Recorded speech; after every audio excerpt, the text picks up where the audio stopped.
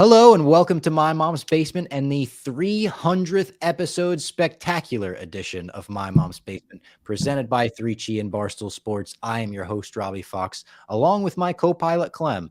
And Clem, we've got a big show today. We've got a guest today. I'm sure the people have seen it in the headline and in the thumbnail. We convinced Dave to come on the show. We got the big man, the boss man, the head of the galaxy. I'm trying to think of ways to say Darth Vader without saying Darth Vader. We got him. He's here. And Chancellor Portnoy instead of Chancellor Palpatine.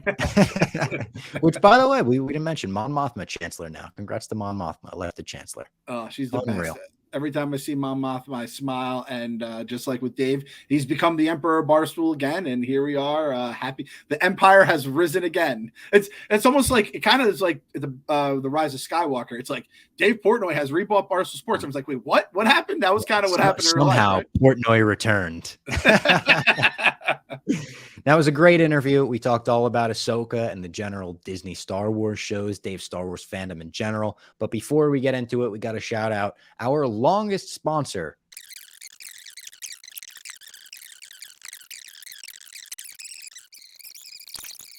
Without further ado, let's get into this interview with Dave Portnoy. All right, welcome back to the show. Now joining us, a very special guest. We've had a lot of Star Wars fans on the podcast, a lot of Star Wars fans from The Office. Apologies to Jeff D. Lowe, Ken Jack, Devlin, a lot of our geek friends. This is our favorite Star Wars fan to talk about the galaxy far, far away with. I like Dave that. Portnoy. What's going on, Dave? How are you? I'm good. Are you in a good mood? Is today a good day for you? I know you have a lot of shit to do today. It's been a busy day, but I'm in a good mood. It's whatever. It's back to the grind. But yeah, it's been one thing after another. And now you're gonna end your day talking Star Wars with the nerds, the basement boys. Which is fun. I like talking Star Wars. You're my guy, Robbie. When I have Star Wars issues or questions or whatever it may be, I'm quick to reach out to you. So I know the sequel trilogy kind of like kickstarted your Star Wars fandom. Yeah, I'd say that's the fair. Movies with Rey and stuff. You love that. But The Mandalorian obviously hit at the perfect time after that. Baby Yoda became the center of your heart. Seemed like you always appreciated Star Wars before all that, though. Is that fair to say? Yeah, I always appreciated Star Wars and was kind of fascinated by it. And I'd seen all the movies like a few times. But you're right. Yeah, chronologically, like the new ones with Rey, I loved. Like, and I would tell people, it's like, you don't even have to like the old ones. Like, they can almost stand by themselves. I thought they were that good. And then Mandalorian came along at the right time, and I've been consuming everything new really since then. I do have a question. Yeah. I don't know how long they've been doing it, but the beginning of the Star Wars on like Disney, when they show like the different helmets, like that's the best like beginning for anything ever. It's good. Yeah. How they change it up with the shows too. Just since Mandalorian. They're so good. Yeah. I mean, the Star Wars has a lot of good beginnings, though, with the long time ago in a galaxy far, far away, the scroll. But when you turn the lights off and you're on your Disney Plus and that thing comes on, it like locks you in. No, agreed. I love thinking of Davey Page, who's just turning on the Disney Plus, and he just gets sucked into the and the little things going on. Yeah, it's very cool. I don't want to get too involved in your personal life, but is this the sort of Star Wars, the sort of thing where you're like, honey, come over, we're watching Star Wars? No, I watch it alone. Just alone. Just you go into the bedroom watching nerd shit. She is not into the Star Wars stuff. No. I love that's a basement boy move. Yeah, she kind of likes like the Baby Yoda like cuteness, but she's not watching the shows with me. Yeah, no, it's fair. Who doesn't love Baby Yoda, to be honest? You're a psychopath. I think the one thing, we pointed this out last week, that proves you as a true Star Wars fan is you never took a shot at the Star Wars logo on the Dragon Pizza Guy's shirt. I think a non-Star Wars fan would be like, you fucking nerd. Yeah. Why are you wearing that? You just went with the size and the, Yeah, I had no problem with this. I wish he was not wearing Star Wars, to be totally honest. Same. I disavowed.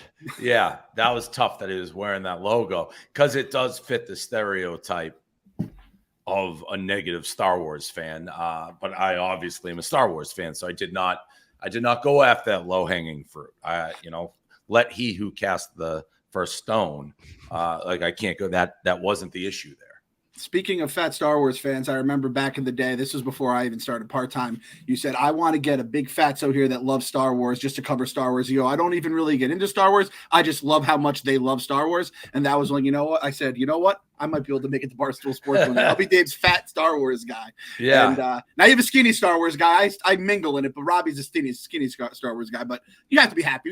You have coverage here of the Star Wars universe. Yeah. No, we definitely do. I mean, at this point, we have a crazy amount of Star Wars guys in the company. Like we put together a whole Disney trip based around the fact that we have a bunch of Star Wars guys. I mean, it's super cool. Like the whole, that's what I love. I like, that's a lot of my question to you, Robbie, is like, well, how's this fit into the like overall arch? Because I haven't seen like Clone Wars, which I know, and like the live action, which this Thrawn guy is from that world. So like, I don't know who Thrawn is, except that he's coming in, he's gonna like be part of Ahsoka. But other than that, I had no idea. Like Ahsoka, is that real? Ahsoka, Ahoki, whatever her name is. And now she appeared in Mandalorian because she had Baby Yoda for a minute. Yeah, but that was the first time I saw her. So she was from the Clone Wars. She was Anakin's apprentice in the prequels. And, you know, spoilers for Ahsoka this point forward. If you haven't seen the most recent Ahsoka, we're going to spoil some shit. When you see Hayden Christensen as Anakin Skywalker in this episode, does that move the needle for you? Are you like a prequel guy and that like, no, you even care about that? Because that was a bad he's part of a bad Star Wars. So it's like, I don't like Anakin. I don't like that. Like that did nothing for me, really. It didn't move me like when you see a Luke pop up in Mandalorian or things like that. Didn't have the same impact. And as I told you, I'm not all in yet. I really hate the girl who got killed. Sabine? Yeah, I hate Sabine. Stinks. Clem Hate her does too. I didn't watch there's a cartoon behind this, and anyone who's watched Rebels, they're like jerking off to this show. I think me and you, I feel like I'm watching someone else's show. Like I've liked some of the lightsaber things, but other than that, I'm like, these people stink. And yeah. I feel like Are you still not in on it after episode 4 though? It was the bad guy's good. The main bad guy is a good bad guy. But Sabine, like, I don't even know what her point is. She's the least talented Jedi ever. Yeah, she's acting like it. She's get sliced and diced every time she's in a battle. Like, she basically just gave the thing back to she's useless. Now, I don't know if you knew this. Sabine in the cartoon is the person who gives the Darksaber to Bo-Katan from The Mandalorian, which kind of starts that whole, like, the curse of the Darksaber, basically. Say that again. Sabine from Ahsoka. Yeah. Gave the Darksaber to Bo-Katan. Before all the Mandalorian and all that shit, before Moff Gideon got it from her. But they say maybe that started the curse because she didn't win it in combat. She just handed it over because she felt like she wasn't ready for it. Wait, now who's Bo-Katan? Bo-Katan's the one from the Mandalorian, short red hair from the last season. She ended up with the Darksaber at the end. She's kind of like the main. Yeah. She's the leader. So it's all connected. Right, which is why I'm paying attention. And that happened with Boba Fett, which kind of sucked, and then it switched into Mandalorian and became must watch. Yeah, so that's what they do. That's what they do to you. Like this could happen here. I can't believe you're still not like fully in on it after episode 4, because I thought I love the cartoons. Obviously, I'm the biggest nerd there, but the first 3 I thought were good, and then the 4th I was like, holy fuck, that was great. Nah, I don't know. Sabine just like leaving with the dude, and I'm like, come on, show some fucking heart, Sabine. Go down.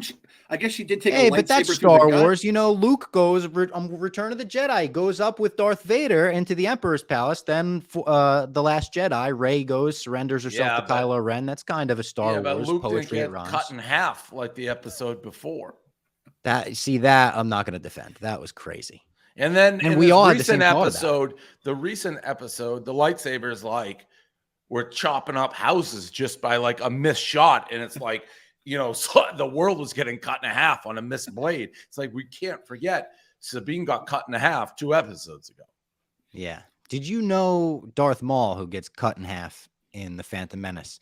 You know, they brought him back after that in the Clone Wars. It was actually like pretty popular. You told me that. Oh, Yeah, did I? Qui-Gon dies with a hole in him. That same exact hole, basically, that Sabine had, and he died. Yet everyone's just getting chopped into pieces, and they all just walk away unscathed, basically. Right. Healthy as fuck. And I do like Ashoki, but she's not my favorite Jedi of all time. I don't know. You know what? I think so far in the live action, she's been a little too stoic. She's right. It's almost like trying to be like a Yoda type. Like, yes. I don't mean to talk, but it's so calm and like everything's slow, and a lot of it's just like her facial expressions, like looking. I don't know. I'm watching it. Yeah. Now, Bob, and I don't like this witch lady because I'm telling you, she's in Seinfeld. So you said that, and I look. You said that.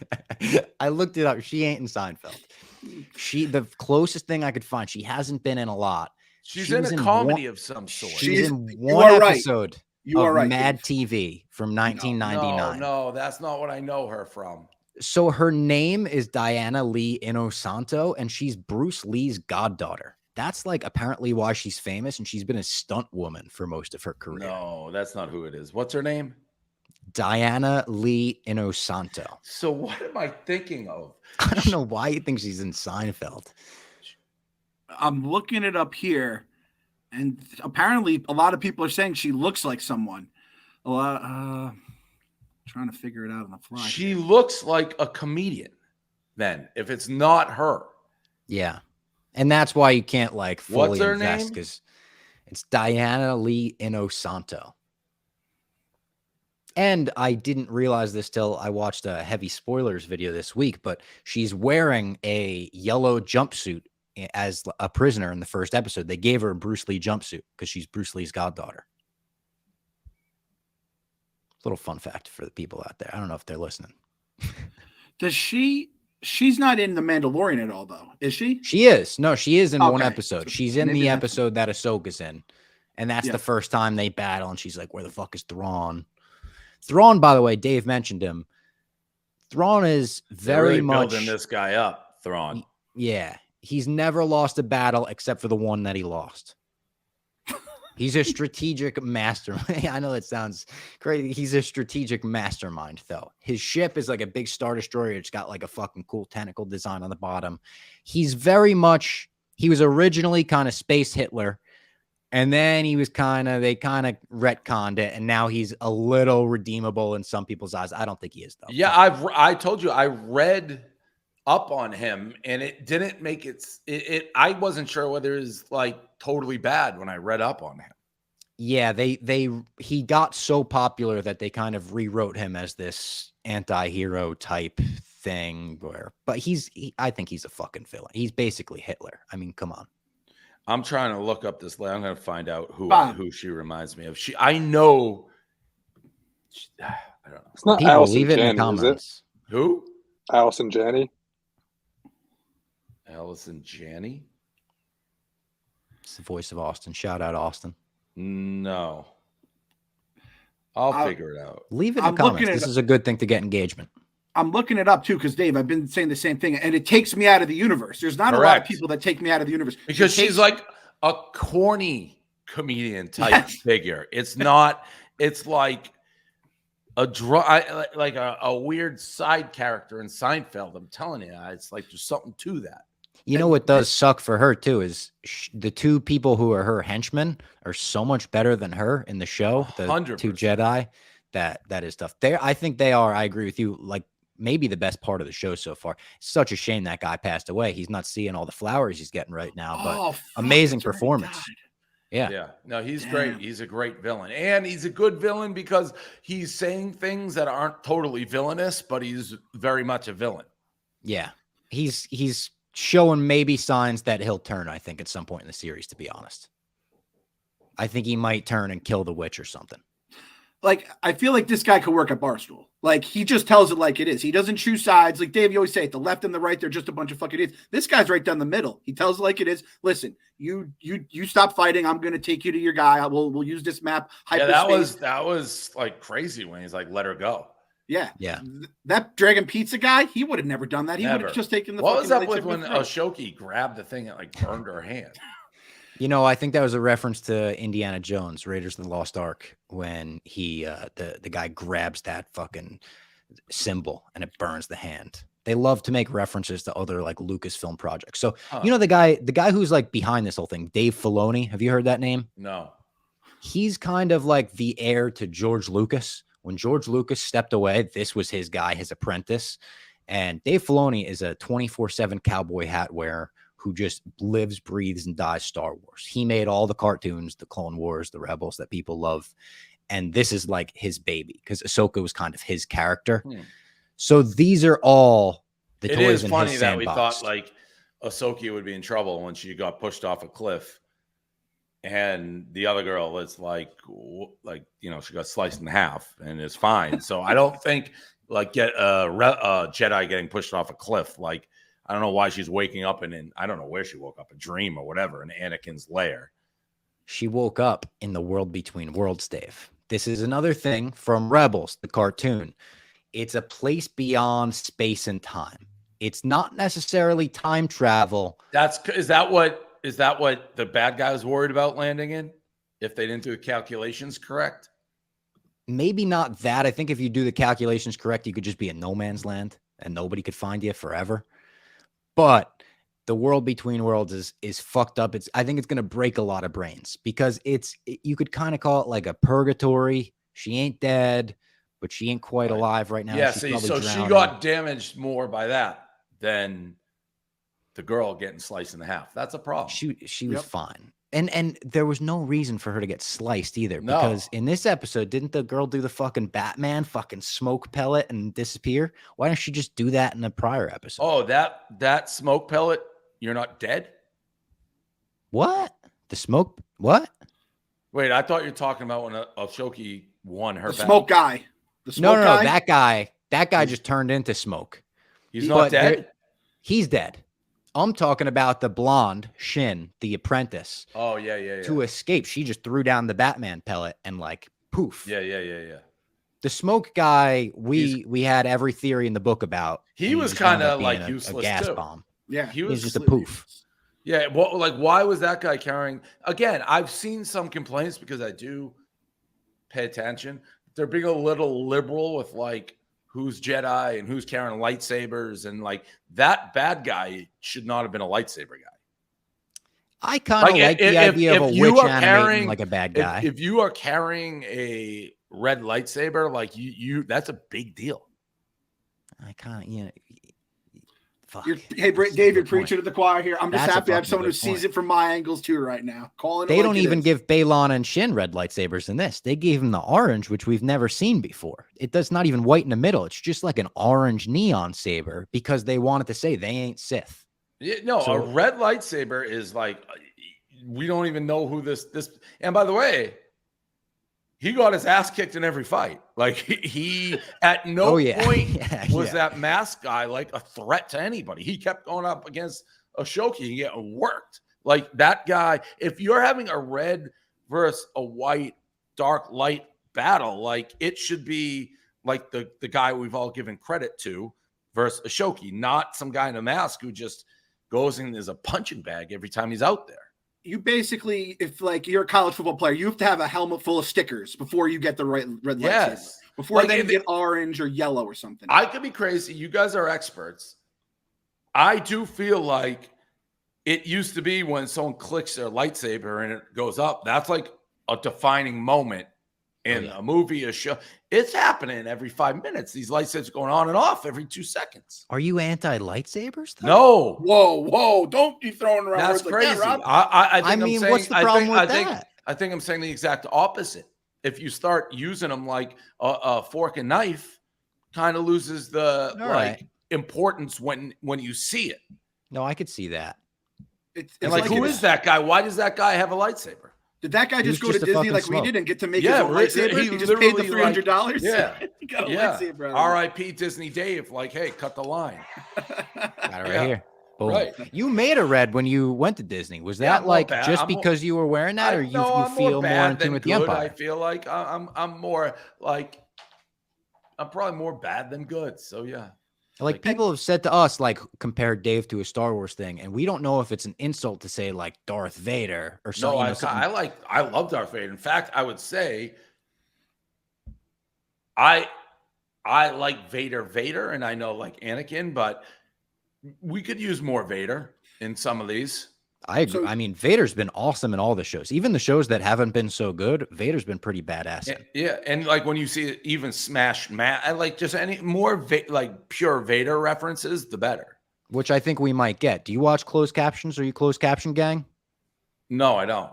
I don't know if you realized it then at the end of this episode, Anakin's theme turned right to Vader's theme and the closed Oh captions yeah. pointed it out, you know? Yeah. So no, I noticed that. I didn't So- need closed captions for that. Yeah. okay, I think this Anakin could possibly be a bad Force vision of some sort, and we could see Vader in the next episode. The next episode is playing in theaters. 10 theaters across the country Really? are airing it live because Disney apparently has so much faith in it being awesome. That's big, and we said That it is after Rogue One, when he goes in and just crushes everyone in Rogue One. I'm like, let's get more of that Vader. But I think it was Kevin Smith said, make him like Jaws, where you know he's out there, and then he just comes up 30 seconds, wipes out everyone, and then he's back in the water, and you go, oh fuck, that guy's, you know, we're scared of Vader. He's in the water with us right now. I think that's the way they should play it, whether it's with this Hayden Christensen guy or we get to do with the mask on. Whenever we're in Vader era, he should come out and just, and like you said, the red lightsaber comes, the music plays, and we're just saying, "Oh shit!" Yeah. That was the best part about Obi-Wan. Did you kind of feel like that's with Obi-Wan? There was a couple. Yeah, Good did you moments watch with Vader. Obi-Wan? I You haven't watched- watched Obi-Wan. Oh, you didn't? You No. probably should just maybe watch like a 5-minute YouTube. I heard it was terrible. Yeah, Listen, it's not great. That's why I wasn't on it when it was coming out, and then I didn't hear one person say it was good. So, But the Vader parts in it are fucking awesome. Like he sees, like he goes through a village. I think he sees like a mom run out and be like, "Don't touch my kid," and he like just snaps the mom's neck right in front of the kid. He's like, "Fuck that kid." Like Vader is badass in these. So, of the shows you've seen, The Mandalorian, Book of Boba Fett, and Andor, which we haven't even touched on at all, how would you rank them? I still have Mandalorian 1, Andor 2, Book of Boba Fett 3. I like immense power. So, like, knowing, like, it does nothing when you keep saying there's a wimp who got cut in half is like, she sucks. Like, she can't even fucking move like a dime on a table. Like, get her out. Like, I'm not in for a week. But don't you think it's going to be a big moment when she eventually uses the Force? Yeah, but her force is gonna be like throwing water in someone's face. It probably won't be like some grand. Whereas with like Baby Yoda, like I love watching. To me, he could like how much power he can wield once he figures it out. I keep waiting for that, and he does the little thing like when that huge animal is coming, he's like, whoop, and then he passes out. Like I love that. I like more like bigger, powerful things. So the Andors of the world that don't focus on that at all. There's no lightsabers. There's no like giant empire necessarily. It's all like the regular people. You were in on that though, right? Yeah, but it's playing to like a bigger theme, and it's a more adult show, obviously. Yeah. But it's and the Andor leads to that movie, right? Rogue One, yeah. Rogue One, which was really cool. So you kind of have that in your head, and you know there's this big, like evil empire getting ready to like reboot itself. So I thought it's been really good. And you were a Thrones guy too, and kind of people said this is kind of the Star Wars Thrones, right? Where some political stuff going on and espionage, a lot of different things, and then it all comes together. And that dude, we love that guy Luthen. He said that he had that quote, like, "What is it? I dream in nightmares" or something like that. Yeah. Ghosts. He went on that montage. That was the fucking best monologue ever. The guy running the little antique store. Yeah, he puts his rings on, he puts his wig on, he gets all like into his mood. Oh, yeah, no, so Andor is great. But I mean, for me, still, Mandalorian's my favorite of the bunch. What's Baby Yoda your number one guy? Yeah. I'm talking all movies, all everything ever. Baby Yoda or Rey? Yoda, Vader. No. Vader 1, Rey 2, Baby Yoda 3. That's right. You realize how divisive the sequels are, right? We've talked about that. Yeah. Clem Yeah. is on the other side. I loathe them. I love Rey, but I loathe episodes 8 and 9. I hated The Last Jedi and I hated Rise of Skywalker. Yeah, that's dumb. What's your problem with it? Oh, we've talked about it actually. Yeah, I just thought it was just horrible. I was like, what am I watching? Watching Princess Leia go through the stars, Carrie Poppins. That was just a ridiculous scene. It was ridiculous from the moment they did it. I don't think it would have flew with George Lucas if he's still in control. I don't think they would have done it now with Disney Plus. It's just Rian Johnson. The Last Jedi was the one that was the most like George Lucas's original plans that he transferred to Disney when the sale in 2012, October. Hey, original plans were the first three, the original trilogy. So those I think were the best ones of all time. And don't act tough because the boss man's here is on your side right now. No, I mean, but they did a great job with Rey and like her slowly like learning her powers. And like I said, I like immense power and everyone. She's got so much, so I loved it. I couldn't believe. And she'll be back. I can't. The movie's been announced that Daisy Ridley's coming back. The Disney boys. I thought that was Daisy Ridley at Disney. I was like, oh my god, Daisy Ridley is just sitting on like this amusement. I'm like, I couldn't believe it. But whoever they had doing that. It was her. I'm telling you. Yeah, they added Ahsoka like 2 weeks ago. Oh, really? Yeah, she's been walking around the park. Interesting. Now, I feel like this is a good note to kind of wrap things up on. If you're a betting man, does Disney Boys Round 2 happen in 2024? Well, I heard they changed it. They didn't want it to be the Disney Boys. They were trying to sell an ad. Yeah, I mean, I love doing it, but I mean, what's this? Just the same thing over? What if we do the Universal Boys or something? Then what do you do there, Jaws? They took that away, I think. Oh, that's crazy. That was in Disney originally. No, it was Universal. It was Universal. Then they took it away, yeah, which sucks. Harry Potter? It's like 30%. Harry Potter guy, Dave? Not nearly to like Star Wars. Yes, neither. Jeff D'Lo just wants to figure something else out. You know what I am? A Dune guy. Oh, yeah. Not a Jeff D'Lo level Dune guy, though. But you know what's crazy about Dune is that Star Wars was like basically based on Dune. Yeah, George he said, I'll have a bit of that. And he more than a bit. He said, I'll have a bit of that. Yeah. I'll have like 3/4 of that sandwich. He's like, yeah, he said, I'll take a farm boy on a sand planet and we'll turn him into this superstar with, It's very similar. I think we got to find something else for the Disney Boys to do then. Like maybe when Comic-Con comes back, the Disney Boys do Comic-Con. I think the Disney Boys have potential as the new Barstool Bro Show. Interesting. Jeff D'Lo with his militaristic list of how we go to explore. Exactly. He's one of the only guys oh my God. When you give him some power, he'll tell Dave what to do. Yeah. I mean, he told us that Guardians of the Galaxy ride was going to be Star Tours V2. And he also said he was never on it when he clearly was. He's like, I've never done it, but it's like, I know it does this. All right. He's like, get ready for the left turn coming up here. Yeah. Jeff D'Lo, he's the best. All right, Dave, we really appreciate you coming on. Congrats on a million subs on the One Bite channel. Thank you to that fatso in the fat shirt. We won't say what type of shirt, but and no offense to fat people, Clem, but it's that guy, and it wasn't even being fat. He's not crazy fat. He's just the shirt was too tight. All right. Thanks, guys. All right. Appreciate it, Dave. All right. There we go. Dave Portnoy in My Mom's Basement. Some people thought it would never happen, but it happened. I didn't get to ask him. I know he said he's been spending like $200 million basically on his house, just keeps upgrading, writing checks. I want to say how much of that $200 million or whatever it is was put up by the Basement Boys. Like, did we get a pack of gum in the house for you with our channel? What else? What have we, how we filled Dave's pockets over the years? You know what? I've been sneaky trying to like get him to do. I'm trying to like inception this thought into his brain just to like live vicariously through him. I want him to buy some movie props for his new Miami house. I've been trying to tell him, remember back in the day, you tried to buy the Point Break surfboard and it was like out of your price range then. Fucking contact the guy that outbid you and get that Point Break surfboard. We were talking about random movie. I said, like, you want to get the real one of this? You want to get the real Luke Skywalker helmet? Like, I won't even be jealous. I'll just want to come over and see it. When we went to the Disney Boys trip, there were a few moments where you could tell Dave was becoming like a little kid you know, like we all do at Disney. And when he first put the outfit on and started telling people where to go, that was a little kid moment. When he looked like a Nazi, yeah, that was an interesting time. And when we went to the store and they had the melted Vader helmet that like Kylo Ren has, he goes, "Whoa, that's dope!" Like the wheels were turning, and you know, I don't even know, it was hundreds of dollars. Obviously, that's not an issue for him. I think he's probably like, I don't want to have to get this, give it to Aussie Dave, have him put it in the car, lug it back to wherever. But if you could get like a legit Vader helmet of some sort, I think that would be a home run for him. I think based on that, I always knew he liked Vader.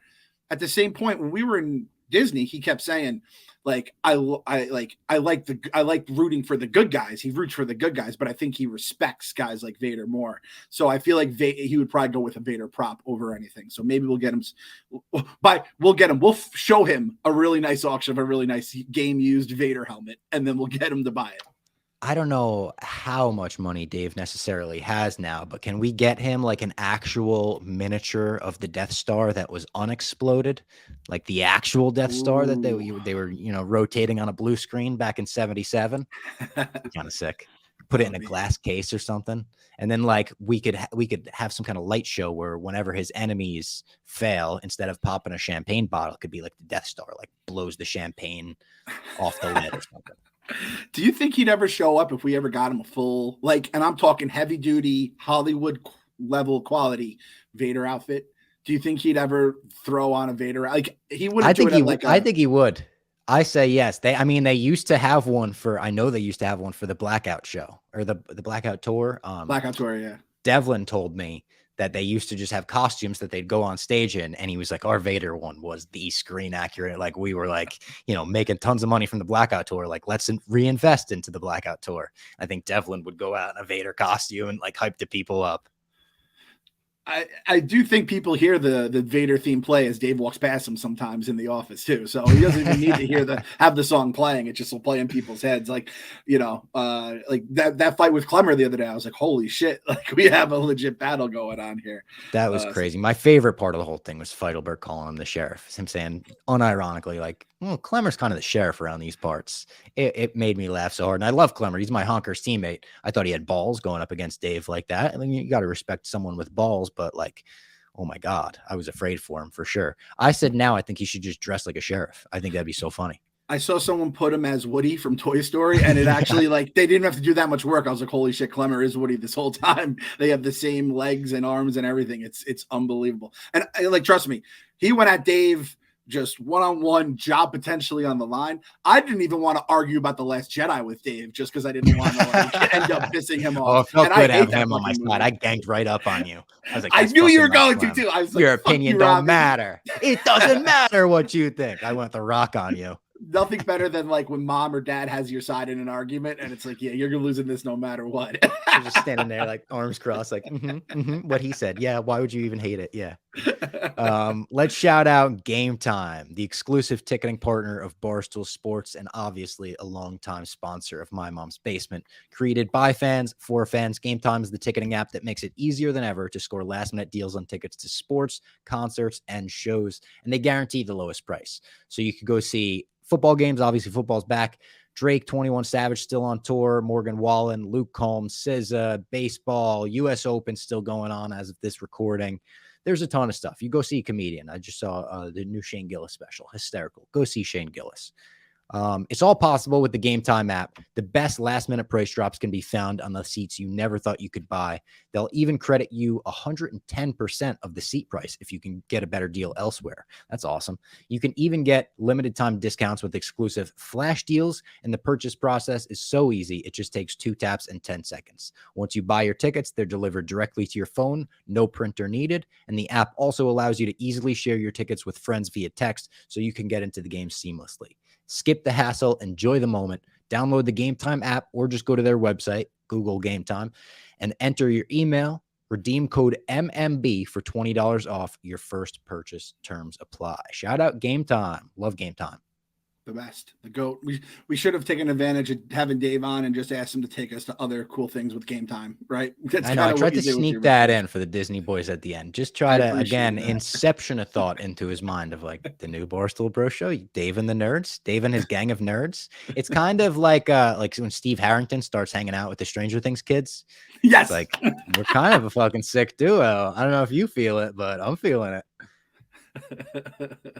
All right, let's get into the nitty gritty of Ahsoka episode 4. We didn't want to go through the entire rundown of the episode with Dave because obviously busy guy. We felt bad enough taking up time on his schedule.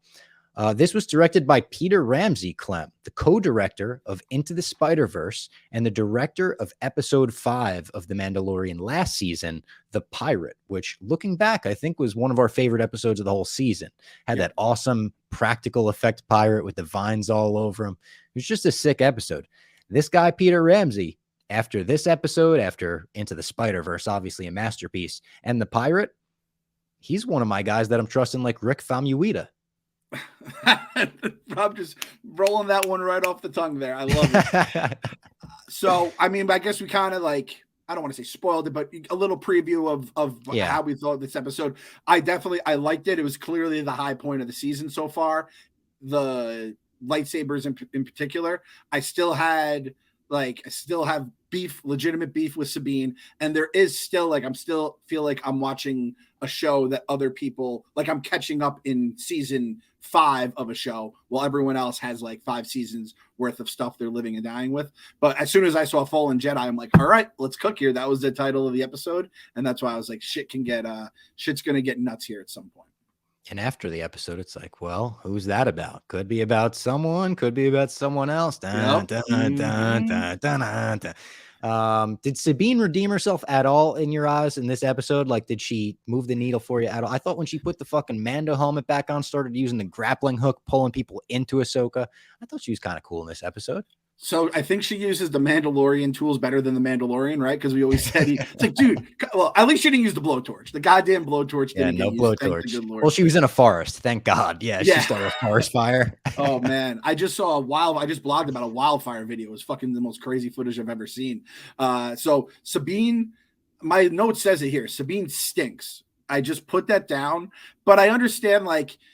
I don't know. Maybe it was speaking out of anger because she's instead of fighting, she like goes on the ship with him. Thing is, she does have her friend there, and I don't know the whole Ezra backstory as much. Or I did watch a couple people send me like a 10-minute recap, so I do have a little bit of the like a grasp on everything, but I don't really get that whole entire like relationship. However, this is when I got mad, Bob. I was on Reddit just like looking up some stuff about the show, learning. She has a body count of 50,000 plus people. That bitch being 50,000, that must include like destroyed a ship at some point that had so many 50,000, so much. Holy fuck. So it says here she killed 50,528 humans, right? One male, one female, 50,526 unknown gender. 39. Okay, so that had to be she was involved in like killing a Star Destroyer. I think that those numbers are. She killed up the dome, whatever the dome is. Yes. And then she destroyed a ship. She killed 39 Phrynox, 4 droids, 3 Kryknos, 3 Rhodians, and 1 victims of unknown gender or species. If you had said over under how many what's Sabine's body count, I would have said 7.5 based on what I've seen in this series. We're talking about kills, by the way. Kills. Yeah, exactly.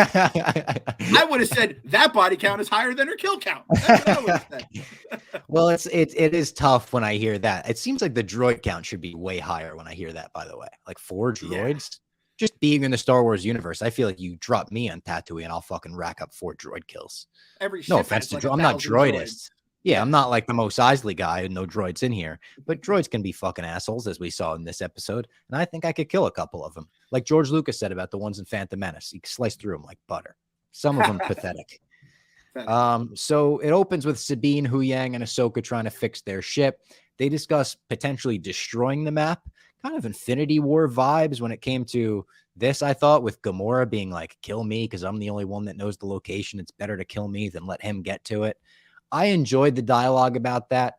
I do agree with a lot of the, I guess, criticism online, and it doesn't bother me too much, but Ahsoka is too stoic. She's speaking in too many lines that feel like they're straight out of the Jedi Order when she's the Jedi that left and seems to see through, what everyone else couldn't with them.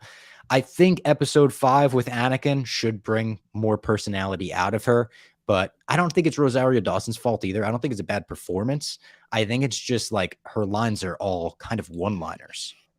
Yeah, so that's what I was gonna say. In Rebels, I've always heard she was like the cool character, a little bit of like the badass, a little barstooly to her, right? Pirate ship kind of vibes.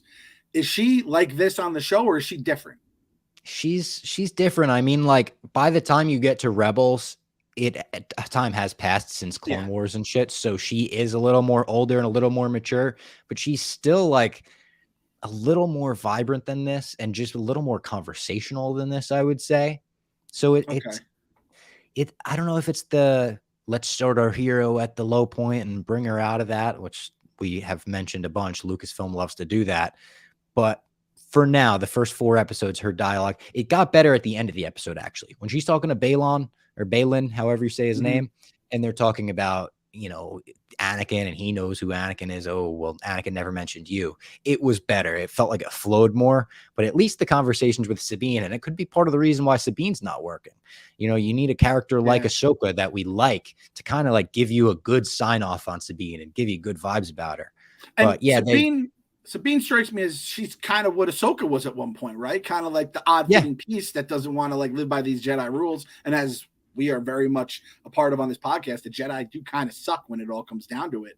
So I kind of like Sabine's probably, dude, you're me basically. Why are you giving me shit? So I kind of understand that. Yeah. We cut to our villains. Balin sends Shin and Marek after the ship. The droids attack the ship. Hu Yang fends them off for a while, which I was pretty impressed with Hu Yang. I posted a very funny Reddit post. I don't know if you saw my tweet about it. Let me actually read it for you. This just goes to show how great Star Wars fans are, how much I genuinely love Star Wars fans, how seriously they talk about this galaxy far, far away. This post on Reddit from Shipwrecked on the Star Wars Reddit. Hu Yang was a badass in this episode. My man is literally 25,000 years old, but he manages to get some solid hits on the HK-87 droid, a top-of-the-line killer that would absolutely destroy the likes of you or me. I know he gets held down and needed saving, but still, it's like watching your 80-year-old college history professor smash the face of a pro MMA fighter for a few seconds and then hold him so he can get some relief. Absolutely fantastic. Need more Hu Yang action. I love the line, a top-of-the-line killer that would absolutely destroy the likes of you or me. That is so funny. I loved that so much. But I actually did agree with his general point. Seeing Hu Yang kind of fuck them up for a bit, I was like, oh, hell yeah. I didn't know he could fight like that. I knew he could train. I didn't know he could fight. I loved it too. The droid fight in general, and maybe in cartoons they fought, but seeing 2 actual droids just like brawl it out, throwing knucks and stuff. It was awesome. And then our boy Hu Yang, not only is he holding his own and taking the HK-78 or whatever he is, taking his best hits, he also has the old sage wisdom of a 25,000-year-old and cuts the fucking power to get the people outside. Just a fucking that made me like Hu Yang more than every other part of the series so far combined. That was like brilliant. Took it on the chin and even was smart enough to be like, hey, I got to let them know that there's trouble out here. Let me just snip the power. A fucking plus scene by Hu Yang. And Ahsoka, the little line, but showing how much trust she has in Hu Yang, where Sabine's like, oh, that fucking droid cut the power. And she's like, no, he did not. Like, she knew if he did that, it was on purpose. It was not a mistake. He doesn't make that kind of mistake. He's 25,000 years old. Yeah, so they go out. I love my boy R2. R2 would have some fuck ups and they'd be like, shit. R2 screwed up here. Go, and they'd be like, we fucking love you, R2. You hunk of metal, and C-3PO is just like chewing his ass out. Hu Yang, he has fucking, that's the thing. If me or you fuck up on Barstool, Dave's like, they did it on purpose. Those are old veterans there. This isn't, someone that's trying to fuck up the company here. By the way, about 10 minutes passed since Dave left. I feel like we did that pretty well. I think that went well. we have to say we were pretty fucking nervous for We a were guy that we've nervous. worked with forever, and Dave likes us both. I think it's pretty clear. Yeah. And it was nerve-wracking, and I don't really know how he would even feel about Star Wars or talking about Star Wars. We could have done it for like another hour and really got into some nitty-gritty Star Wars conversation.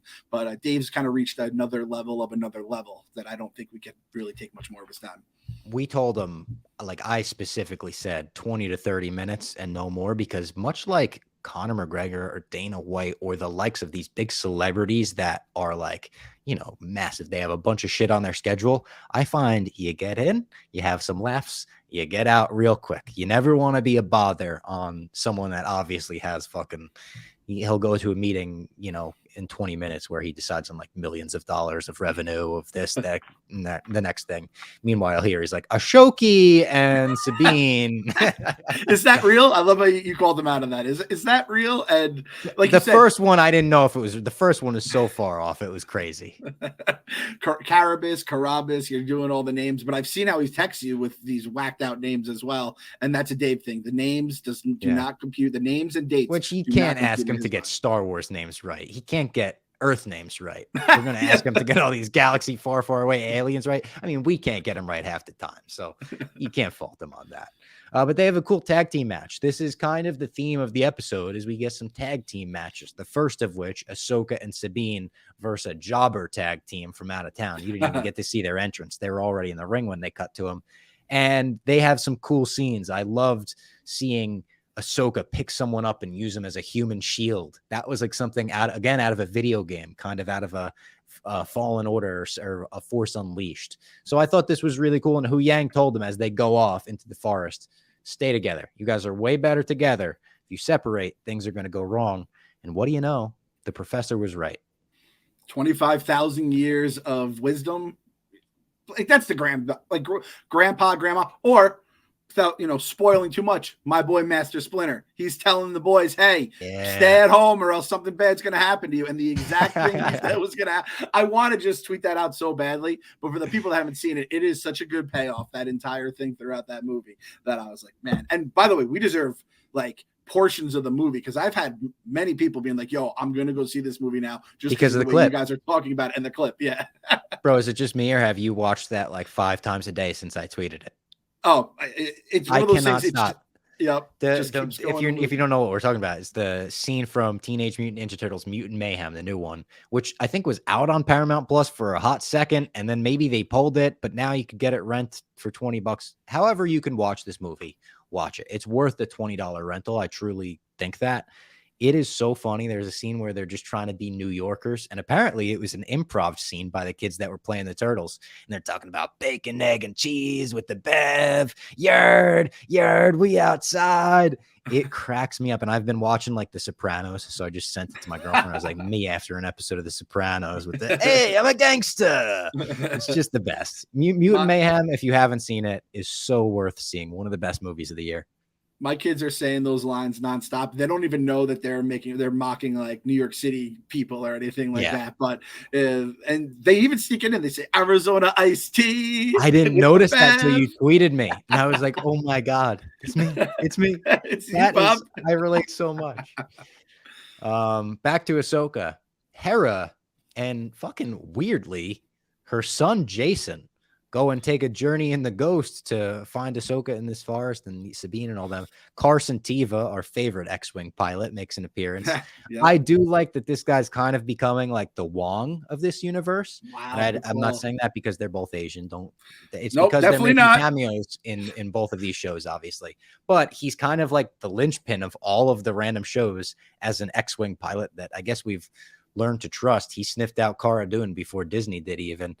And Ken Jack had the same point. Why is Hera bringing her son Jason on a mission like this? Someone called Child Protective Services or DYFUS or something. That's a great call. Maybe she's like, you know, and I didn't know this. I had to look it up.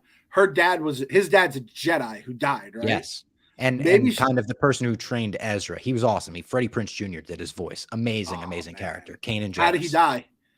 He like sacrificed himself for her basically to make sure that like the team could survive. Okay. Maybe he like told her, hey, listen, for him to unlock his Jedi powers, you have to take him on the most dangerous missions, and they're just going to come out on their own. Like that, honestly, that seems like something you should probably do. And like when the grimmest possible moments, Force clicks and he goes 10 out of 10, pulls out a lightsaber or something and saves the day. I feel like she knows she has to level this kid up, and the only way to get those experience points is by taking him into danger. That is like, this kid should be on the fucking, what is it? The green circle hills in terms of like the skiing, and she's throwing double black diamonds. Like, what are we doing right now, lady? Yeah. This is an active war zone with witches and fake Jedi things. And like, you're a general. You're not someone who like, oh, this might be what what war is like. You've been there, done that. You went through the whole galactic civil war. Why is your kid along for crazy? Her husband, or not husband, but her baby daddy, Kanan, there's a picture of him on her dashboard. People have zoomed in, and at least they think it's him. I don't know if it's the animated version of him. I don't know if they cast a live action guy to play him. I think a flashback would be awesome if they did cast Freddie Prinze Jr. He doesn't look too much like him, but I think you could make him look like him. Kanan, one of the coolest things about him, he gets blinded at one point, but because Jedis fucking don't need their eyes, they got the visor. He just continues on being a Jedi. He wears like a cool, like little visor type mask, and he's a blind Jedi. He's awesome. He goes with the visor mask instead of the old sunglasses. Yeah. Okay. I think that so Sienna was watching this with me, and she goes, that's her son. Why is he not the same species as her? And I was like, well, Sienna, that's a great question right there. And apparently in the cartoon, they just gave him a little bit of green hair. I was like, oh, his mom's green. And he's got green hair in this. It's very subtle. It's very like subtle. It's not as like the cartoon's vibrant green. It's like Joker green. That might look a little weird in live action.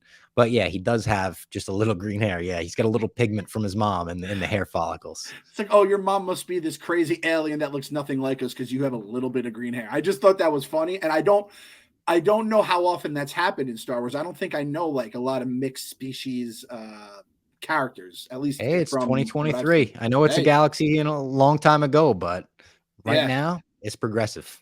This video right here, I mean, this is, Dave Portnoy's fans are watching it, but also Dave Portnoy's haters. I'm not looking to get canceled, and I know they're just looking for one of us to slip up. Dave didn't slip up. They're just looking for our blood. They're already upset about what I said about Carson Teva and Wong. I know that. Yeah, exactly. Yeah. You're on the cancel. You're number one on the cancel list right now. Dave, luckily third. That's our job, is to make sure we take the hits before Dave. Like the most wholesome Dave podcast appearance of all time, by the way?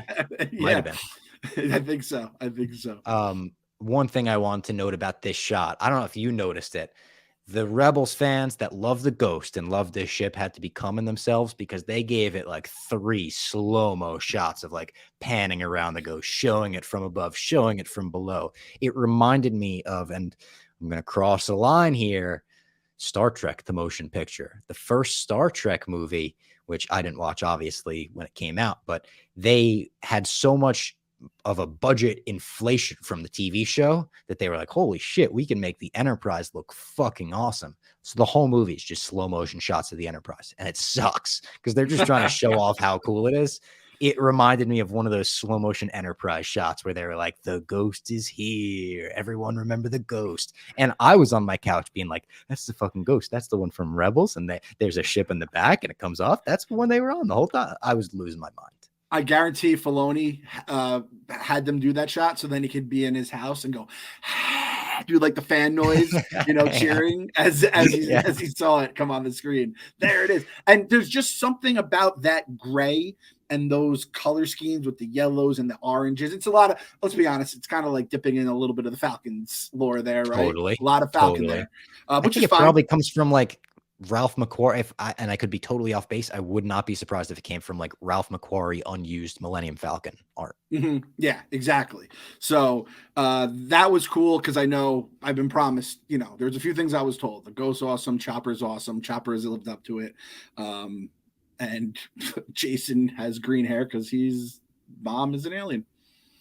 Yeah, so we get another tag team match on the planet. I love this planet and the way that they shot the lightsaber fights on it too. Very samurai style. We get a lot of the Mortal Kombat style side-scrolling shot, which I love. I loved it in The Last Jedi. I know that's a touchy subject, especially after that Dave appearance, but the final shot of Luke and Kylo Ren on that planet, I think is so cool. So we get Marek versus Ahsoka 2 and Sabine versus Shin 2. I put 2 because I like MMA. And then we find out in the Ahsoka Marek fight very quickly, as we mentioned before. Marek is a cloud of smoke. That's it. We had a lot of theories. He's the smoke monster from Lost. He's a poof. I wrote a fart. He's a gas cloud in a mosque, as Snoke said. But yeah, basically, none of our theories were right, and we need to start learning. Not every maxed character is someone we know. Sometimes they're just a guy in a mask. Did you see the way he looked out the window? Did you see the way he turned on his lightsaber? And it's just like, I know, we were dissecting the way he looked at the Purgle. Now, in our defense here, when we get it right and we're very loud and obnoxious about it, it's because we're wrong so many times and like comically wrong. I was dancing on the grave, or I was calling out a dog that was killed by fucking a witch. So it's like Sparky, bad things happened. R.I.P. and peace, Sparky.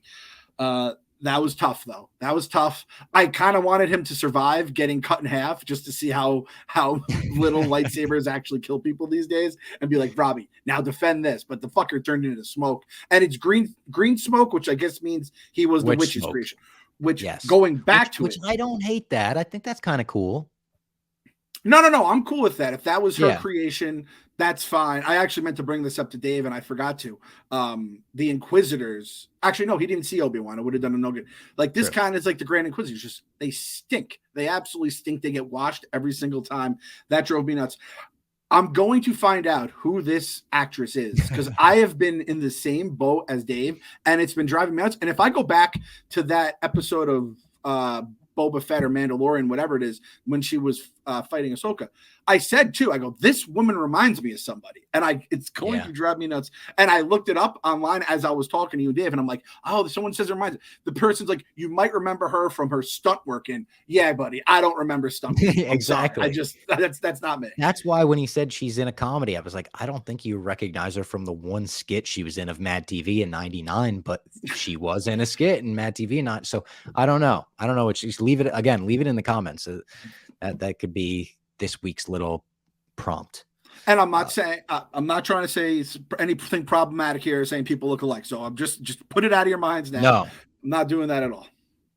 Balin is monitoring the shrine as the thing loads, basically. We had a little loading screen the whole episode, which I appreciate when you simplify it to a little wheel that fills up. I'm like, all right, I get it. The countdown is on. We got to speed this shit up. Exactly. I appreciate something simple like that. Seems like simple Star Wars technology. And Ahsoka approaches him. And as soon as she approaches him, I kind of know shit's about to go down. Like, you get that vibe. You get that this is the third act lightsaber fight in a movie or something. Again, a cool environment with the globe still lit up around them and stuff. And Balin mentions Anakin. And he's like, you're a master. It's a shame what he became. Which immediately, like, me and Kenjack talked in the office. We were like, how many people know what he became? I don't think the galaxy knows. It certainly doesn't seem like the galaxy knows. So is he like way more on the inside than we thought? Probably not too close with Anakin, though, because Ahsoka hits him with the, well, he never mentioned you, motherfucker. And then they like drop the ropes. They're like, all right, fucking square up then. Square up. Let's go. And he has an awesome, him and Shin, actually, when they drop the ropes, they have awesome character designs. It's almost like Star Wars mixed with medieval. They have like cool shoulder pads. She has a lighter outfit while he has a plain old black one. Again, he's one of my favorite parts of the entire show. And I thought this lightsaber battle was great. It was very tense. The way they kept readjusting, like the way they were stood, very samurai-like. Everything about it, the way they were talking through it, awesome.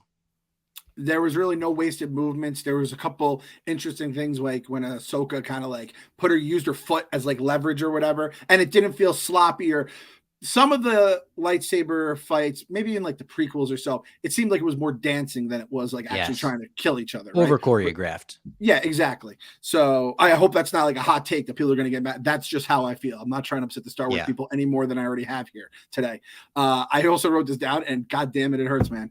I wrote it and I was like, I'm putting the flag in. Balin is my guy. I'm rocking with him. And I forgot the actor died, and we talked about it in episode 1. And now I'm just really just sad, and I'm kind of bummed for the show as well, because I mean, he's gone after this season. Even if the character stays around, it has to be someone else. Yeah. if that actor had survived, and if I don't know what his fate holds on the show, he could have been a Moff Gideon to Ahsoka. Like, I think he's that good where he could be your consistent villain throughout the entire show. You could watch him rise beyond the witch. I still think he might turn. I don't think he wanted to fight Ahsoka in the first place. He didn't draw his saber first. She drew hers. He said it'd be a shame to kill a Jedi. There's not many more of them. Still, his motivation seems kind of unclear about why he wants to go there. He's like, he wants to bring something back. I think some people are speculating he wants to bring back his form of the Jedi Order somehow, or maybe he just wants to get all the Empire people in the same place. I don't know if he's that much of a good guy, but I do see him having a change of heart by the end of the series. That kind of character was what I guess we kind of got it by the end of The Rise of Skywalker, but that's the kind of like, he knows the Jedi's bullshit, but he's not full Sith, and he's kind of just in the middle. And I do think the more gray, Force-sensitive people we have, the better. And that might be also symbolized in that orange lightsaber. Dave Filoni said it was this very specific choice to show he's not a Sith, he's not a Jedi. Maybe he's that gray in between. Meanwhile, in the forest, Sabine fails to use the Force. I thought she used it, but only had like a little bit at first. I thought maybe it was like she like just smacked her with a thing of air, but I think it was just a flinch on Shin's part, and then uses her Mandalorian wrist rockets and the smoke, and they separate. Ahsoka grabs the star map, burns her hand, Raiders of the Lost Ark style. I don't think Dave understood the reference I was talking about. Shin arrives before Sabine, so Ahsoka thinks Sabine's dead, and that throws her off her game, which then leads her to get thrown off a cliff. And I thought initially, maybe you were on the same page, I thought the whole time she was going to be like just on the side of the cliff, like listening, ready to pop up at some point. She was actually thrown off the cliff. Sabine finally arrives. She wants to destroy the star map, but can't. In her heart, she's like, can't do it, can't do it. So Balon's like, hey, I won't hurt you. If you want to come up with us, see your friend, we'll go see Thrawn. Well, we're all taking the same bus up. Come on with us. So she takes him up on that offer.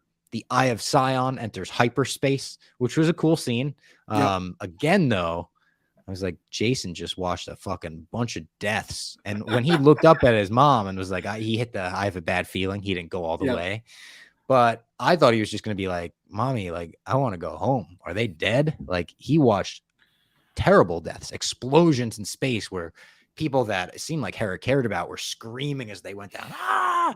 But the idea of that weird ring going into hyperspace while they were caught in the middle and them all kind of getting thrown off whack, I thought that was super unique. It's super cool.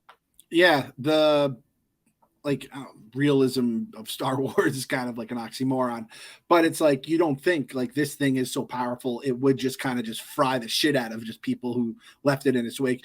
That was one thing. I think when they like weaponized hyperspace, right, in the sequel trilogy, it was like one of those things. It's like, the idea of it I liked. It's just that was never an option until that moment. It's like, oh yeah, we could just fucking hyperspace through someone. So seeing kind of the other side of that where they go and kind of you're just left in their wake, it's like, yeah, seems like a good plan until you're fucking electrocuted or whatever, ships exploding, people dying, screaming their last words, and just a little kid witnessing it all. Just fucking like, tough scenes. Oh my God, man. Also, I have to say it too. Sabine like holding the map hostage, like she had the gun next to the little orbs. I'll fucking do it, man. I'll fucking do it. It just had me cracking up. And I know like she's basically holding Thrawn hostage in that scenario because you'll never get him without the map. But I just thought it was funny, and she also knew she'd never see her friend again, obviously, if she blew it away. And they wound up destroying it too. Forgot to mention that, but they fucking destroy that map. Now, before we get to the actual finale of the episode, quick shout out to Factor, another longtime sponsor. With the busy fall season already in swing, you might be looking for wholesome, convenient meals for your jam-packed days. Factor, America's #1 ready-to-eat meal kit, can help you fuel up fast with chef-prepared, dietitian-approved ready-to-eat meals delivered straight to your door. You'll save time, eat well, and stay on track with your healthy lifestyle.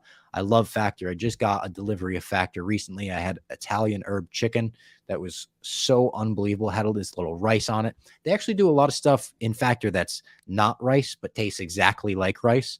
You would never be able to tell the difference. If you need an extra boost to support your wellness goals and you feel your best as you tackle a busy autumn, try their Protein Plus meals, 30 grams of protein or more per serving. And listen to some of these. They got apple cinnamon pancakes, bacon and cheddar egg bites, potato, bacon, and egg breakfast skillet. Hey, potato, bacon, and egg breakfast skillet. Or for an easy wellness boost, try refreshing beverage options like cold pressed juices, shakes, and smoothies. This September, get Factor and enjoy eating well without the hassle. Head to factormeals.com/Robbie50, ROBBIE50, and use the promo code Robbie50 to get 50% off. It's code Robbie50 at factormeals.com/Robbie50 to get 50% off. So the finale of the episode sees, as we very much touched on with Dave, Ahsoka waking up in the world between worlds. She hears the voice of Anakin Skywalker, Hayden Christensen, calling her Snips, which was his nickname for her in the Clone Wars. That was something Clone Wars fans were geeked out about. And then it cuts to him. We actually see Hayden Christensen, a bit of a CGI'd Hayden Christensen. Some people were upset about that. I thought it was okay, but I definitely think you could just do makeup. But it's a damned if you do, damned if you don't. They did seemingly just makeup in Obi-Wan. People said he looked too old. They did a little CGI work in this. People said he looked too smooth. Personally, I lean on I'm fine with makeup. I think that's less distracting. But I was very excited to see him. I was shocked to see him. I'll ask you the same question I asked Dave. I know you're not a prequel guy, but does this move the needle for you at all? It does, because I know Vader's around now, or at least for a little bit. I know we're getting potentially. I've always said I'd love to see Vader before he got fucking charred to bits and turned into a machine, but after he went to the dark side, and there's a very little frame of time where that happened, and unfortunately he was like killing a lot of kids during that time, so I don't want to see that. But I want to see other times when he's just murking motherfuckers and using the dark side of the Force.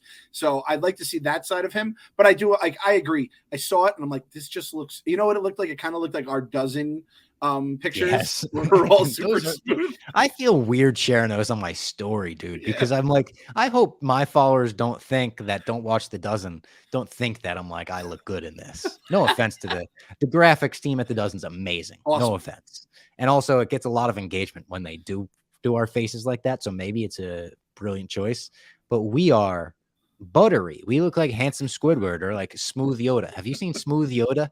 No. Google Smooth Yoda live on the podcast. It is one of the all-time visuals. Someone just did Facetune and like covered up Yoda's wrinkles. Gosh. it looks like Yoda like got burned a lot, like in like a burning building, and they just, or like he got attacked by his pet monkey and they had to put like new skin over his face. Yeah.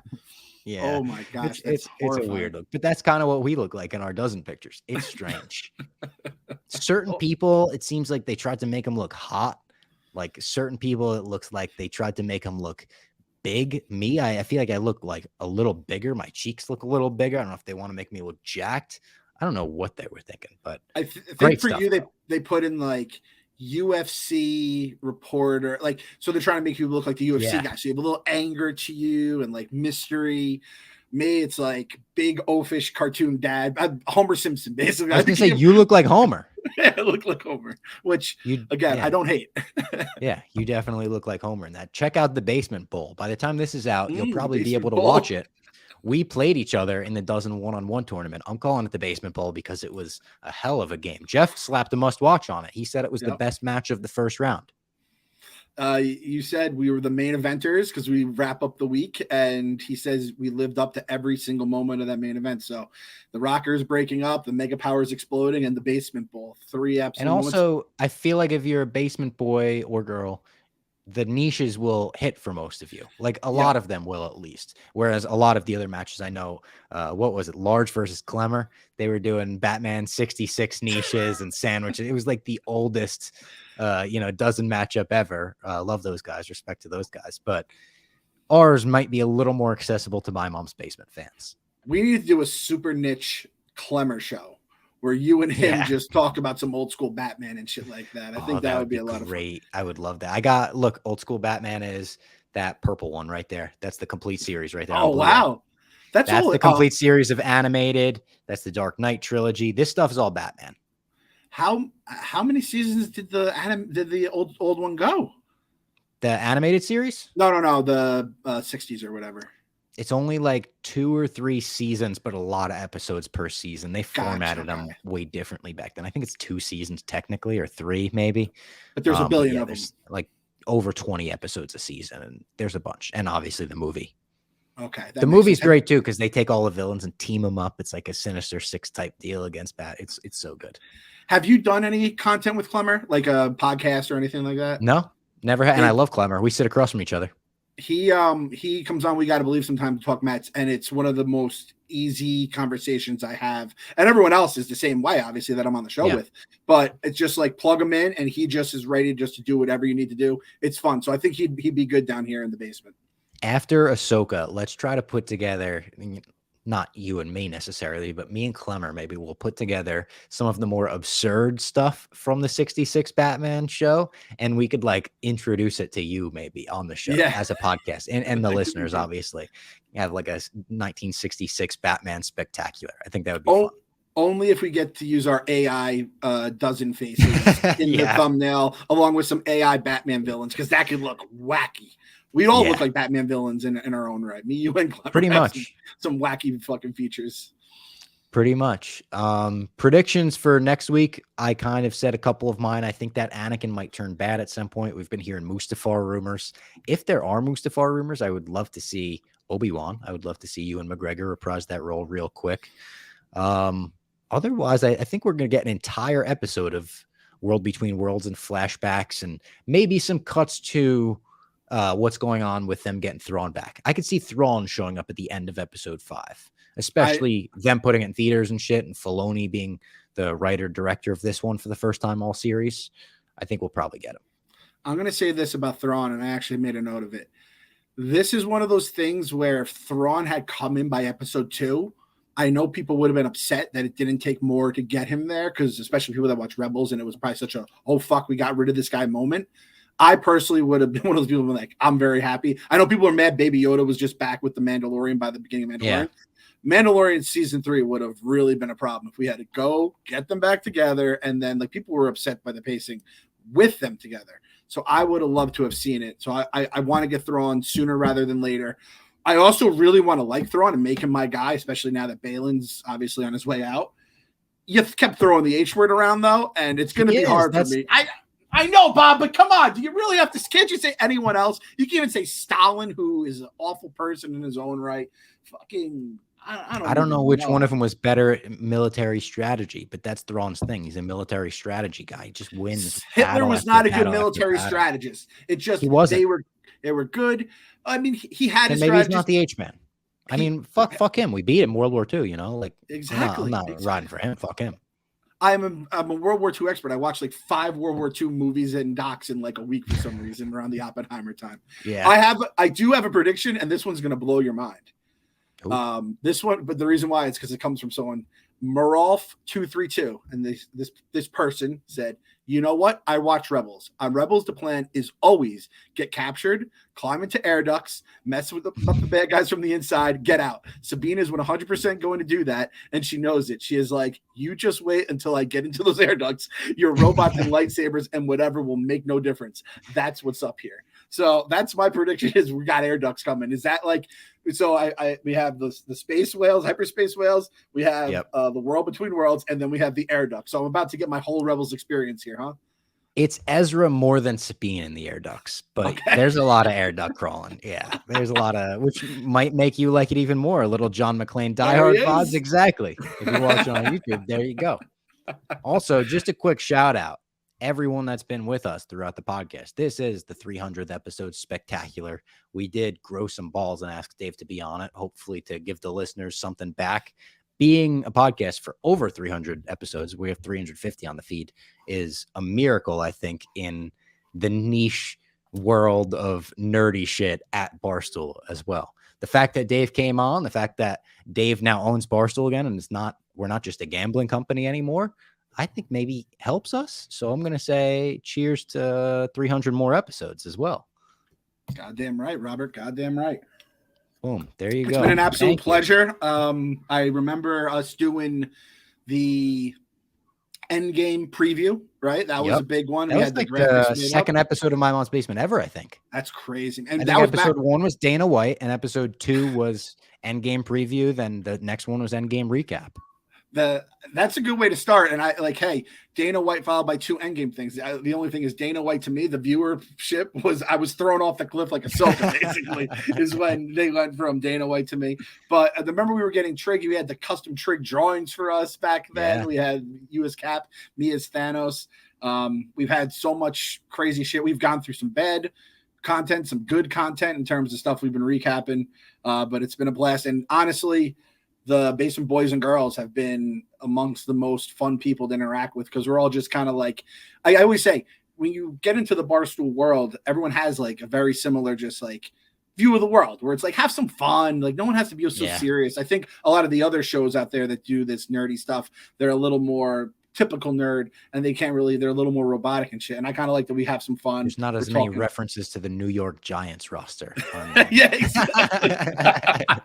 Oh, I used to have my weekly sports take of the week. So thanks to everyone. You had one this week with Dave. It was a good one with the college football stickers. That was your weekly sports take. I knew I had to rope him back in case we were getting too nerdy for him. So I made sure to throw a football reference in there. So that was it. Now, that being said, I have to ask you to do this, and I have to see how it's going to work. I need you to explain to me the world between worlds. Like you explained it a little bit to Dave here, but is this like, is her body there? Is her mind there? Do we know what's there? Or are we kind of just, don't even ask, just watch and enjoy? A little bit of that. Now, I think her body may be there. I don't know how this could have happened, but maybe Anakin pulled her there because we see it seems like so Ahsoka and Vader have this huge fight, Twilight of the Apprentice, huge Rebels fight. Seems like Ahsoka dies in this fight, goes down or whatever. And we find out later Ezra actually pulled her out of that fight into the world between worlds. So her body is physically there in that.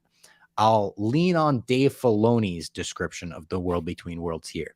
I wrote it down and I thought about reading it to Dave, but this would have gotten a little too complicated, I think. He said it's not about time travel. He wants everyone to be very clear that this isn't just like, oh, we're doing time travel in Star Wars now. Let's go back to episode 1. Let's go back to episode 3. That's possible in the world between worlds because it exists beyond time and space, but it's not like you go there to travel through time or anything. He said it's not really a thing where you go through one door and out another in a different time. The world between worlds is really about knowledge and gaining knowledge. As the Doom Wolf says, what's in there is knowledge and destruction. You can gain knowledge of the future or futures that appear, and you can see things that happen in the past. You can at times choose to alter them, but it's perilous to do so. And when you alter something that you don't know, that if it's not the same way that it always happened, so destruction is always on the other half of what's in there. He is very of the, I don't want to define this too much for people. I don't want to say it. It's just this spiritual realm where things happen and everything comes together. That's the big thing. Everything in the Star Wars galaxy comes together in this world between worlds. Interesting. So he's kind of doing like the more pronounced visual version of Doc Brown's time travel. It's like you could go back in time, but if Biff gets the sports almanac, he's going to become a millionaire. He's going to marry your mom, and could be bad. Your Destruction. family could disappear. Yeah, so very interesting. I mean, it's like, dude, it just gives me a way to get Vader in there, and we could just get weird and go back to the past, and without having to go through just like straight up prequel flashbacks and shit like that. Sold, Filoni, you weird. I also wish you had told Dave he always wears a cowboy hat. I think I slipped it in there real quick, but I didn't make a big point of it. But that is one of the best like sneaky things about Filoni. If you don't know him, it's just like, yeah, he's 24/7 cowboy hat wearer. It's like, does he live on a ranch? It's like Skywalker Ranch, yeah. Dave, look at this fucking guy. This fucking guy's the guy in charge of Star Wars. Like, what if I just became a cowboy hat wearer in the office? What if I just started? I said Clemmer should be dressed like a sheriff. What if I was just like, I love Filoni, I'm wearing a cowboy hat now? Man, I really need Clemmer to dress up like a sheriff. Like if he dressed up as Woody and just owned this, which I wouldn't put it past Clemmer. It would be one of the more incredible. Like at this point, just do the character. Do you think Pirate Simon wishes he dressed with that peg leg for 6 months or whatever and could have had I bet he probably does. I guarantee he does. I guarantee he does. So like now the thing is, if you dress up as the sheriff, you're then staying on Dave's radar for the foreseeable future as Clemmer. That's the only problem. I think with that's that. so funny. I think that's such a funny in-office gimmick to have. Like, I want everything to just be WWF in the 90s, occupational gimmicks where, Frank could come in as the court clerk, like IRS with the briefcase, and like Clemmer comes in as the sheriff. Like, everyone just has their old jobs. I'll come in as the chipper in my old On the Border uniform, hit someone over the head with like a salsa chip bowl or something. Like, all of this sounds funny. Frank actually said a great idea. He was like, we should do all Halloween costumes in the office this year, like New York office. We should have a mandate. You have to dress up for Halloween. I was like, I think that's a great idea, especially because I'll be on vacation. I love that idea. Actually. No, I actually First of all, I could be the pool man. Like that's what I was. I worked at my dad's pool store. That's kind of a porn thing, though. The pool guy. That's kind of cool, though. You have the net. Boom, get someone like with the net, drag them in, like Bo Peep in Toy Story 4 when she's kind of badass. Yep, exactly. I like that idea. And I like the idea of like, we're basically turning to everything KFC hated about The Office. Like, I know we have like a lottery pool. Now we're going to have some Halloween costumes. Halloween and was fun the first year in New York, though. You remember that? That was fun. YP dressing as Fat Dave for the infamous picture was one of the best costumes I've ever seen in my life. That showed up on some feed relatively recently. I just started cracking up. So the next year he was Dave from KO Barstool, and I dressed as the lady screaming at him. Yeah, I had the hat, I had the purple scarf. Like, it could be fun. We could make it not lame. We already have our costume, and boom. We have our costume at the Casa de Clam. It sounds like Sienna was going to do Winnie the Pooh stuff, so she's going to be Piglet with a friend. But then we're like, well, we can't do like a family costume, huh? Because AJ wanted to be Donkey Kong, and those are two separate universes. But then AJ goes, oh, no, I could be Tigger. I act like Tigger. I'm like, yeah, you do, dude. So he's going to be Tigger. I'm going to be Winnie because obviously I am the human Winnie the Pooh. And my wife's going to be Kanga. I think that's the mom. Whichever one's the mom, Kanga or Rue. So we're going to do that. I'm going to wear it to the Giants-Jets game on the 29th. We're going to have a costume party there. And then if I come in the office the 31st, but Robbie won't be there. So all this is for naught. I don't think I'll be there, which does suck because I actually do love dressing up for Halloween. I still got my Loki costume and everything, my variant jacket. I could bust that out or something. But yeah, I think I'm going to be on vacation during that time. So we'll see. I got a good hashtag for the episode if you want, for people that made it to this. Of course, yeah. Hashtag Darth Portnoy. Oh, perfect. That's perfect. And that was kind of a thing that was a long running narrative on this podcast. Like, do we compare Dave to the Empire? I think he would like that, but we don't know if he would not like that. Confirmation. Oh yeah. Full, permission to compare Dave to Darth Vader at any time. I like power. I'm like, oh, Dave, your haters are good. All right. He's like, I like immense power. He said something like that. I was like, all right, that sounds like Dark Side Dave coming out. What's going on here? I've seen the federal offense, Dave. We knew that already. Don't worry. On that note. All right. On that note, we're going to call an end to the 300th episode spectacular. If you've been with us since episode 1, thank you. If you've been with us since episode 299, thank you. If this is your first episode of My Mom's Basement, which it may be for many of you, thank you for you guys as well. We'll see you next week for another Ahsoka recap. And if episode 5 is anything like what they're saying, it's going to be like, you're going to want to see this one.